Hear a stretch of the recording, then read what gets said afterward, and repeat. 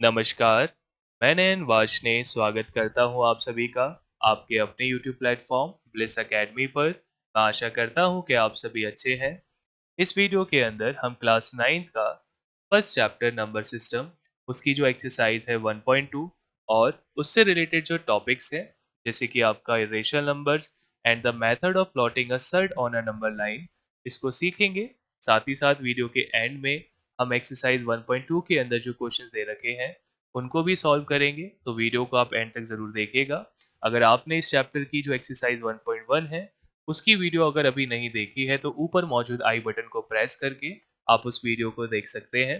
चलिए शुरू करते हैं। सबसे पहले हम यहाँ पर समझते हैं कि इरेशनल नंबर्स क्या होते हैं। तो वो नंबर्स जिनको आप p अपॉन क्यू की फॉर्म में नहीं लिख सकते, जहाँ पर p और q इंटीजर्स हो और q not equal to zero हो, ऐसे नंबर्स को आप इरेशनल नंबर्स कहते हैं। लास्ट वीडियो के अंदर आपने रेशनल नंबर सीखे थे, तो उसका जो अपोजिट होता है वही आपके इरेशनल नंबर्स होते हैं। अब जैसे कि आपके पास अगर कोई नंबर है रूट के अंदर जो कि परफेक्ट स्क्वायर नहीं है, जैसे कि रूट 2, रूट 3, रूट 15, ये इरेशनल नंबर्स कहलाएंगे। इसी तरीके से पाई जो कि इक्विवेलेंट होता है 3.14 एंड चलता रहेगा बिना रिपीट करे, या फिर कोई इस तरीके का आपके पास डेसिमल एक्सपेंशन हो जो कि नॉन टर्मिनेटिंग नॉन रिकरिंग हो, तो ये जो सारे नंबर्स हैं ये इरेशनल नंबर्स कहलाएंगे। अब इरेशनल नंबर्स किसी ने पहली बार फाइंड आउट भी करे होंगे, तो जो बेसिकली पाइथागोरियंस थे उन्होंने प्रूव करा था सबसे पहले कि जो रूट 2 है वो एक इरेशनल नंबर होता है। इसी तरीके से फिर आगे जाके root 3, root 5, root 7, root 10, 11, 12, 13, root 14, 15, 17, इन सबको भी आप इरेशनल नंबर्स कह सकते हैं।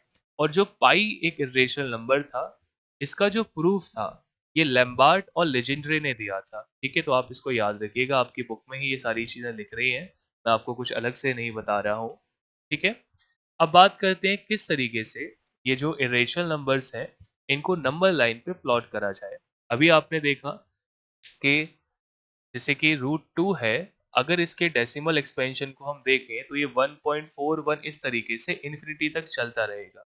यानी कि अगर मैं इसको नंबर लाइन पे प्लॉट करने की कोशिश करूंगा नॉर्मल मेथड से, तो कहीं ना कहीं मैं इसको प्लॉट नहीं कर पाऊंगा एग्जैक्टली। तो फिर क्या मेथड लगाया जाए? ठीक है, तो जो आपके पास इस तरीके के फॉर्म में नंबर्स होंगे जैसे कि रूट 2, रूट 3, रूट 5, इन नंबर्स को प्लॉट करने के लिए यहाँ पर आप एक जो कॉन्सेप्ट लगाएंगे वो पाइथागोरस थ्योरम होगी। ठीक है, पाइथागोरस थ्योरम में बेसिकली आपके पास एक राइट एंगल ट्राइंगल होता है। जैसे कि इसको अगर हम ए बी सी मान लें, जो कि राइट एंगल है बी पे, तो राइट एंगल के सामने वाली जो साइड होती है आप इसको हाइपोटेनस कहते हो, और बाकी के जो दो साइड आपके पास है उसमें से एक बेस और एक आपके पास एल्टीट्यूड हो जाएगा। अब पाइथागोरस थ्योरम के अकॉर्डिंग जो आपका AC का स्क्वायर यानी कि जो हाइपोटेनस का स्क्वायर है, ये बराबर होगा BC के स्क्वायर प्लस AB के स्क्वायर के। ठीक है, तो यहाँ पर इस मेथड को हम अपनाएंगे अपने रूट 2, रूट 3 या फिर जो और भी हमारे पास रेशनल नंबर्स होंगे प्लॉट करने के लिए। तो चलिए देखते हैं किस तरीके से इसको प्लॉट किया जाए। तो क्योंकि नंबर लाइन पे प्लॉट करना है, तो सबसे पहले यहाँ पर हमको एक नंबर लाइन ड्रॉ करनी पड़ेगी। नंबर लाइन ड्रॉ करने के बाद आप क्या करेंगे, यहाँ पे इक्वल डिस्टेंसेस पे मार्किंग कर लेंगे। जैसे कि मैं यहाँ पर कर रहा हूँ 0, 1, 2।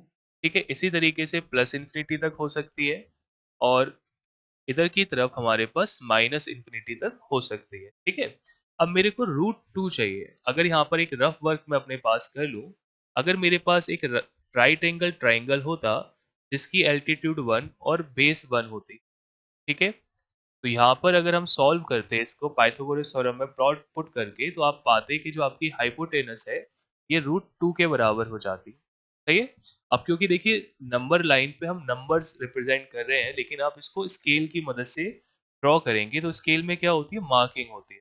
तो आपने क्या करना है, सबसे पहले यहाँ पे मान लेना है कि लेट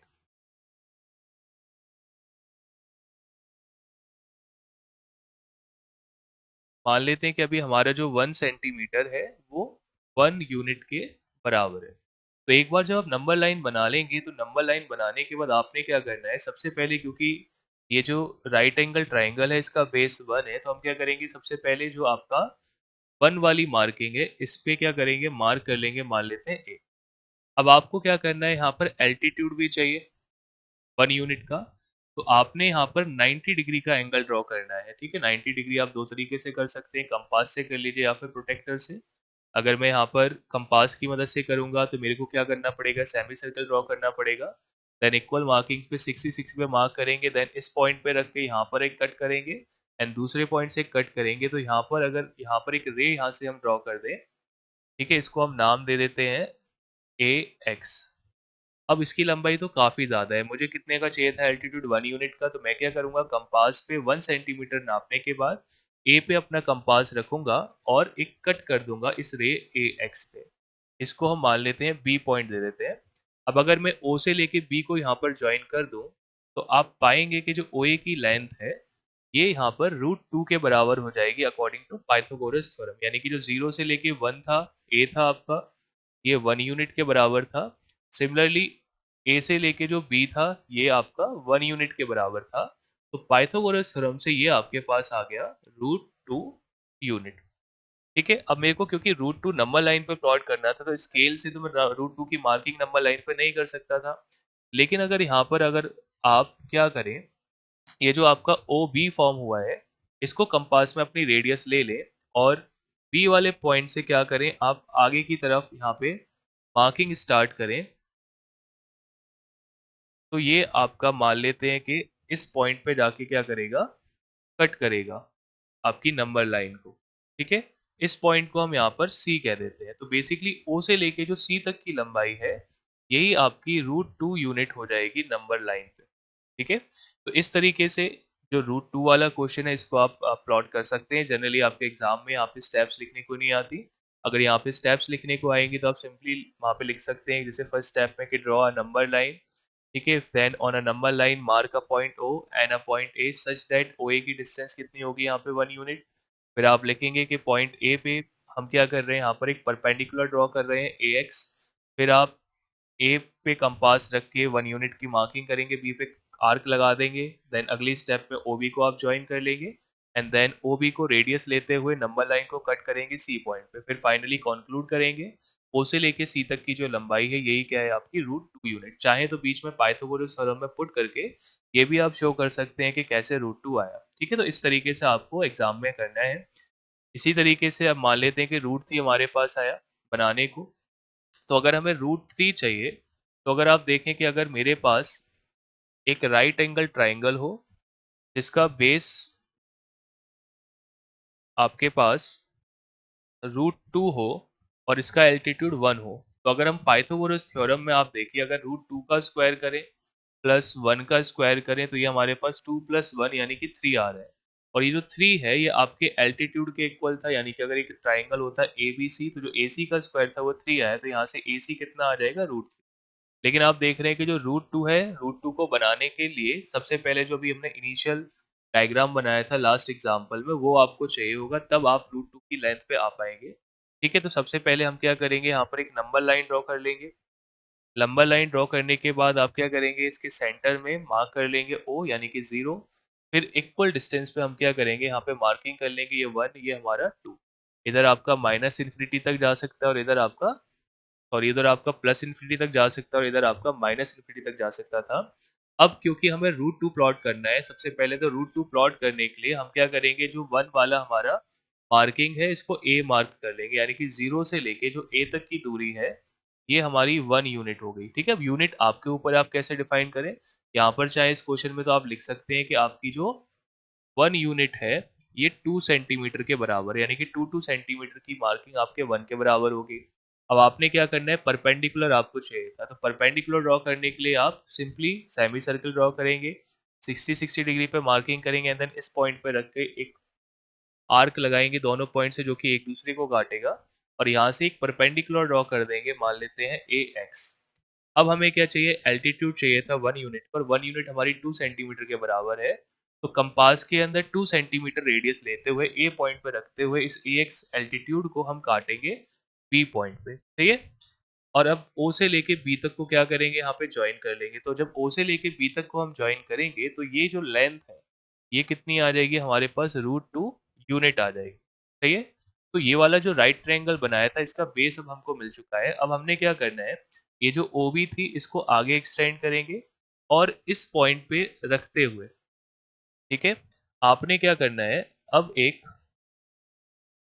एल्टीट्यूड डालना है इस पॉइंट पे, ठीक है, यानी कि जो बी वाला पॉइंट जहाँ पे काट रहा था, यहाँ पे एक एल्टीट्यूड ड्रॉ करेंगे फिर से, यानी कि परपेंडिकुलर ड्रॉ करेंगे, सेम काम करेंगे, ठीक है, 60-60 पे मार्किंग करते और यहाँ पर क्या होता, एल्टीट्यूड ड्रॉ हो जाता हमारा, यानी कि इस तरीके से कुछ, जो कि इस क्रॉस से पास करते हुआ जाएगा। अभी हम इसको मान लेते हैं कि बी वाई है। अब आपको ये जो आपका ए बी था इसका एल्टीट्यूड भी 1 था और हमने 1 यूनिट को 2 सेंटीमीटर के बराबर माना है। तो अब ओ पॉइंट पे अपना कंपास रख के क्या करेंगे, जो एल्टीट्यूड है हमारा वाई वाला इसको कट कर देंगे, मान लेते हैं सी पॉइंट पे।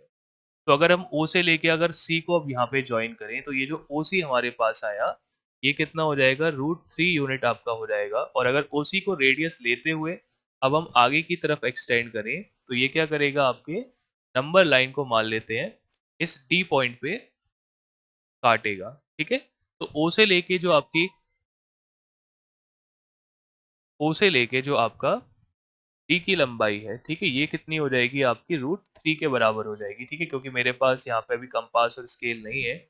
उस चीज़ को क्लियरली बनाने के लिए मैं समझ सकता हूँ कि आप समझ पा रहे होंगे कि मैं आपको क्या समझाना चाह रहा हूँ, ठीक है। तो मेनली यहाँ पे पाइथागोरस थ्योरम का कॉन्सेप्ट लगता है जिसकी मदद से आप इनको प्लॉट करते हैं।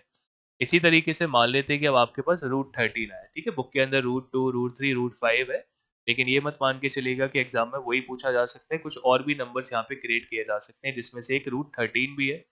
अब √13 कैसे बनेगा, मान लेते हैं कि फिर से हमारे पास एक राइट एंगल ट्राइंगल है ABC, जो कि राइट एंगल है बी पे। अगर मेरे पास एक राइट ट्राइंगल है, मान लेते हैं जिसकी बेस 3 यूनिट के बराबर है और जो एल्टीट्यूड है वो 2 यूनिट के बराबर है, तो आप देखिए अगर यहाँ पे पाइथागोरस थ्योरम लगाते तो ये हो जाता है AC का स्क्वायर इक्वल्स टू BC का स्क्वायर प्लस AB का स्क्वायर, यानी कि जो AC का स्क्वायर है ये हो जाएगा 3 का स्क्वायर प्लस 2 का स्क्वायर, यानी कि जो AC का स्क्वायर है ये हो गया 9 प्लस 4, यानी कि AC कितना हो गया, √13। तो बेसिकली नंबर लाइन पे हमें एक ऐसा राइट ट्रायंगल क्रिएट करना है जिसका बेस 3 और एल्टीट्यूड 2 हो, तो फिर हम √13 को भी आसानी से प्लॉट कर पाएंगे। तो इसके लिए हम क्या करेंगे, सबसे पहले एक नंबर लाइन यहाँ पर ड्रॉ कर लेंगे, ठीक है। नंबर लाइन ड्रॉ करने के बाद हमें सबसे पहले लेट कर लेना है कि हमारी 1 यूनिट किसके बराबर है। तो हम मान रहे हैं कि हमारी जो 1 यूनिट है ये 1 सेंटीमीटर के बराबर है। अब नंबर लाइन पे क्या करेंगे, 1 सेंटीमीटर के गैप पे हम मार्किंग कर लेंगे, जैसे कि 1 2 3 4, ठीक है, एंड सो ऑन इन्फिनिटी तक। इसी तरीके से आपके पास इधर क्या हो जाएगा, 1 सेंटीमीटर पे -1 -2 और माइनस इन्फिनिटी तक। अब क्योंकि हमें सबसे पहले एक बेस ड्रॉ करना है जो कि 3 यूनिट का होगा, तो आप देखिए अगर 0 से लेके जो 3 वाली मार्किंग है अगर मैं इसको A मार्क कर दूं, ठीक है, यानी कि अगर ये हमारा ए पॉइंट है तो ओ से लेके ए तक की जो दूरी है ये आपकी कितनी हो गई, 3 यूनिट की हो गई। अब आपको एक एल्टीट्यूड चाहिए यहाँ पे, सही है। एल्टीट्यूड ड्रॉ करने के लिए हमको क्या करना पड़ेगा, जो 3 वाली मार्किंग यानी कि जो ए वाला पॉइंट है इस पे एक सेमी सर्किल यहाँ पर ड्रॉ करेंगे, 60-60 पे मार्क करेंगे और यहाँ से इनके बीच में से एक आर्क लगाएंगे दोनों पॉइंट से, और इसको ऊपर की तरफ यहाँ पे हम एक्सटेंड कर देंगे और इसको नाम मान लेते हैं, दे देते हैं AX। अब आपका एल्टीट्यूड है 2 यूनिट का और आपने 1 यूनिट को 1 सेंटीमीटर के बराबर माना है, तो यहाँ पर क्या करेंगे, अब हम कंपास के अंदर 2 सेंटीमीटर को रेडियस लेते हुए ए पॉइंट पे रखते हुए एक यहाँ पर आर्क लगाएंगे, मान लेते हैं बी पॉइंट पे हमने आर्क लगाया और ओ से लेके क्या करेंगे, यहाँ पर बी को हम ज्वाइन कर देंगे, ठीक है। तो आपका जो ए बी है ये बेसिकली यहाँ पे आपका 2 यूनिट के बराबर है और ये जो ओ है ये आपका कितना हो गया, यहाँ पे √13 यूनिट हो जाएगा, सही है। अब आपने क्या करना है, जो आपका OA तैयार यहाँ पर हुआ इसको रेडियस लेते हुए क्या करेंगे, हम आगे की तरफ एक्सटेंड यहाँ पर करेंगे। तो आप पाएंगे कि 3 और 4 के बीच में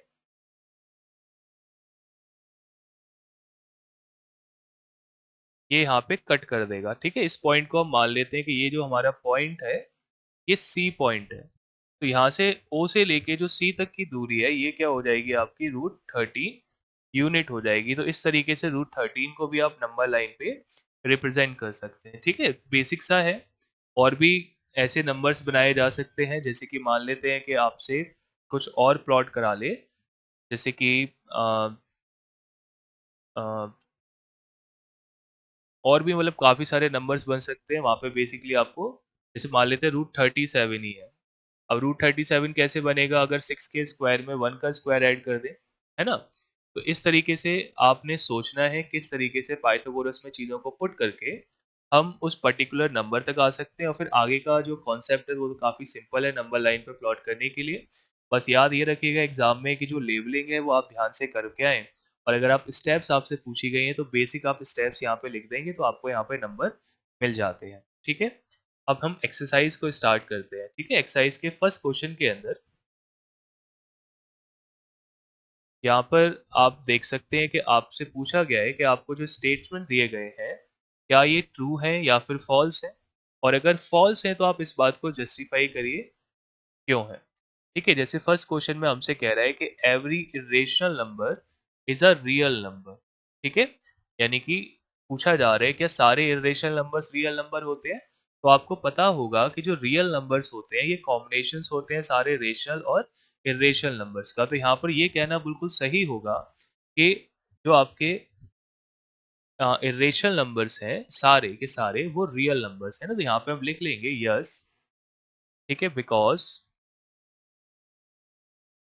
real numbers are combination of rational and irrational numbers, ठीक है? तो पहले वाला जो स्टेटमेंट है ये यहाँ पे क्या हो गया हमारे लिए सही हो जाएगा, ठीक है? नेक्स्ट क्वेश्चन देखिए, नेक्स्ट क्वेश्चन में कह रहा है कि जो एवरी पॉइंट है नंबर लाइन के ऊपर उसको रूट एम की फॉर्म में लिखा जा सकता है, जहाँ पे एम क्या है, कोई भी नेचुरल नंबर होगा, ठीक है? यानी कि every point on a number line is of the root M where M is a natural number. आप जानते हैं नंबर लाइन पे नेगेटिव पार्ट भी होता है, और अगर किसी भी रूट के अंदर हम नेगेटिव पार्ट रखेंगे, ठीक है, तो इमेजिनरी हो जाएगा। इस वजह से ये जो बात यहाँ पर कही गई ये क्या हो जाएगी, फॉल्स हो जाएगी, ठीक है? यानी कि जो कोई भी नेगेटिव नंबर है, यानी कि no negative number can be the square root of any natural number, ठीक है? लास्ट क्वेश्चन को अगर देखें तो लास्ट क्वेश्चन में कह रहा है every real number is a irrational number. क्या सारे रियल नंबर इरेशनल होते हैं? तो ये फॉल्स हो जाएगा, ठीक है, क्योंकि कुछ रियल नंबर्स क्या होते हैं, रेशनल भी होते हैं। तो यहाँ पे हम लिख लेंगे false, because real number is a combination of rational and irrational numbers, ठीक है? तो यहाँ पे जो फर्स्ट क्वेश्चन था ये आपका हो गया। नेक्स्ट क्वेश्चन देख लेते हैं। नेक्स्ट क्वेश्चन में कह रहे हैं are the square roots of all positive integers irrational? क्या हम स्क्वायर रूट करें सारे पॉजिटिव इंटीजर्स का तो इरेशनल आएंगे? और if not give an example of the square root of a number that is a rational number, ठीक है? यानी कि ये कहना चाह रहे हैं कि अगर रूट के अंदर किसी भी पॉजिटिव इंटीजर को हम रख दें तो वो इरेशनल आएगा। लेकिन अभी जब हम रेशनल नंबर की डेफिनेशन लिख रहे थे तो मैंने आपको एक ये बात बताई थी कि जो इरेशनल नंबर होते हैं उसमें परफेक्ट स्क्वायर्स नहीं आते, ठीक है? यानी कि ये जो बात हमें यहाँ पर कही गई है ये क्या है, बेसिकली फॉल्स है, ठीक है? अब आपसे एग्जाम्पल पूछ रहा था, तो एग्जाम्पल हम यहाँ पर देख सकते हैं। फॉर एग्जाम्पल अगर हम रूट 4 करें तो ये इक्विवेलेंट होगा 2 के, और 2 क्या है, एक रेशनल नंबर होता है ना कि इरेशनल नंबर। तो इस वजह से ये जो बात यहाँ पर कही गई थी ये क्या हो जाएगी, गलत हो जाएगी। नेक्स्ट क्वेश्चन देखिए। नेक्स्ट क्वेश्चन में आपसे कह रहा है कि रूट 5 को नंबर लाइन पर प्लॉट करिए। तो बहुत सिंपल सा है, रूट 5 कैसे बनाया जा सकता है? अगर हमारे पास बेस कितना हो 2, और एल्टीट्यूड कितना हो 1। तो पाइथागोरस में पुट करके ये हमारे पास कितना आ जाएगा, √5 आ जाएगा। ठीक है, तो सबसे पहले हम यहाँ पर डिफाइन कर लेते हैं कि हमने यूनिट क्या लिया है। तो हम यहाँ पे लेट कर लेते हैं कि let 1 unit equals to 1 centimetre. सही है। यहाँ पे फिर हम नंबर लाइन ड्रॉ कर लेंगे। नंबर लाइन ड्रॉ करने के बाद सबसे पहले हम जीरो मार्किंग करेंगे और फिर 1 1 सेंटीमीटर के गैप पे बाकी की मार्किंग्स कर लेंगे, जैसे कि 1 2 3। इसी तरीके से पॉजिटिव इन्फिनिटी तक, और इधर की तरफ हमारे पास -1 -2 -3 और माइनस इन्फिनिटी तक हो जाएगा। ठीक है, नंबर लाइन बनाते वक्त ये ध्यान रखिएगा, आप हाथ से इक्वल डिस्टेंस ना बनाएं, स्केल रख के ही यहाँ पर मार्किंग करें। ठीक है, तभी जाके वो सही माना जाएगा। अब क्योंकि सबसे पहले हमें यहाँ पर बेस ड्रॉ करना है 2 यूनिट का, तो जो हमारी 2 वाली मार्किंग है इसको हम मार्क कर लेते हैं कि हमारा a के बराबर है। तो 0 से लेके आपका जो a तक है ये आपका 2 यूनिट हो जाएगा। इसके बाद यहाँ पर हमको एल्टीट्यूड ड्रॉ करना है, तो एल्टीट्यूड ड्रॉ करने के लिए जो ए वाली मार्किंग है इस पे क्या करेंगे, एक सेमी सर्कल ड्रॉ करेंगे और 60-60 डिग्री के बाद दोनों ही पॉइंट से ऊपर की तरफ यहाँ पे हम आर्क लगा लेंगे और ए को एक्सटेंड करेंगे ऊपर की तरफ सच दैट इस आर्क से पास करे, और यहाँ पर एक नई रे हमारे पास तैयार हो जाएगी ए एक्स। अब हमें एल्टीट्यूड जो था 1 यूनिट का चाहिए था और हमारी 1 यूनिट 1 सेंटीमीटर के बराबर है, तो हम क्या करेंगे, 1 सेंटीमीटर रेडियस कंपास में लेते हुए ए पॉइंट पे रखेंगे और जो ए एक्स वाली रे है हम क्या करेंगे, इस पे एक मार्किंग कर देंगे, मान लेते हैं जो बी। तो हमारा ए से लेके जो बी वाली डिस्टेंस है ये आपकी 1 यूनिट के बराबर हो जाएगी।